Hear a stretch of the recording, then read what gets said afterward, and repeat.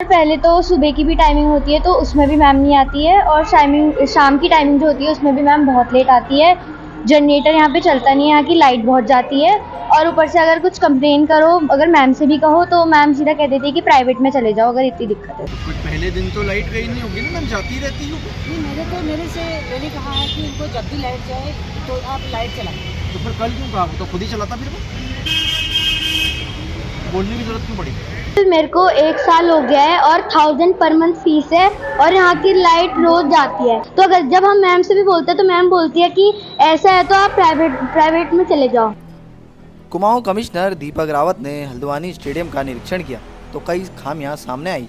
रोजाना प्रैक्टिस करने आ रहे बच्चों ने भी स्टेडियम प्रबंधन की पोल खोल दी। दरअसल कुमाऊं कमिश्नर दीपक रावत को स्टेडियम में अभ्यास के दौरान लाइट नहीं होना और जनरेटर संचालन नहीं होने की शिकायत मिली थी, जिसके बाद कुमाऊं कमिश्नर दीपक रावत हल्द्वानी स्टेडियम पहुंचे, जहां उन्हें ये शिकायत बिल्कुल सही मिली।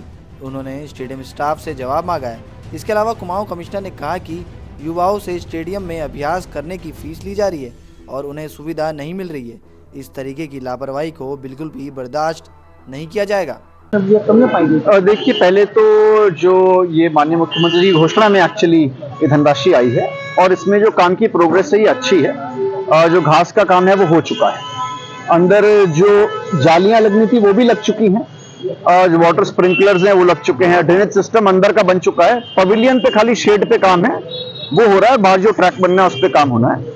ये तो उसकी पहली पार्ट थी जो संतोषजनक है। दूसरा पार्ट है, मुझे संज्ञान में आया था न्यूज़पेपर के माध्यम से कि यहाँ पे जो जनरेटर है, शाम को बच्चे बैडमिंटन खेलते हैं तो वो जनरेटर कई महीनों से चलाया नहीं जा रहा है। बीच में जब मैं खेलने आता था तो चलाते थे, और हम बच्चों से फीस भी लेते हैं।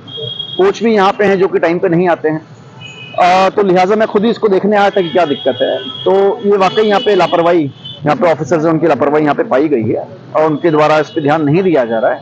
अभी आपसे कहा गया कि जनरेटर यहाँ पर मामूली सी कोई कमी है उसको ये ठीक करा दें। सेकेंडली, मैंने यहाँ पे ये भी ऑर्डर्स दिए हैं कि जितने भी कोचेज हैं उनकी भी आप अटेंडेंस बायोमेट्रिक लें ताकि पता रहे कब आना है। खेल एक वैसे भी एक डिसिप्लिन की चीज है जिसमें और भी ज्यादा डिसिप्लिन होना चाहिए। तो लिहाजा कौन कब आ रहा है, बच्चे भी आप देख रहे हैं कि यहाँ पे सभी बच्चे खेल रहे थे, बिना कोच के खेल रहे थे, तो ये व्यवस्था उचित नहीं।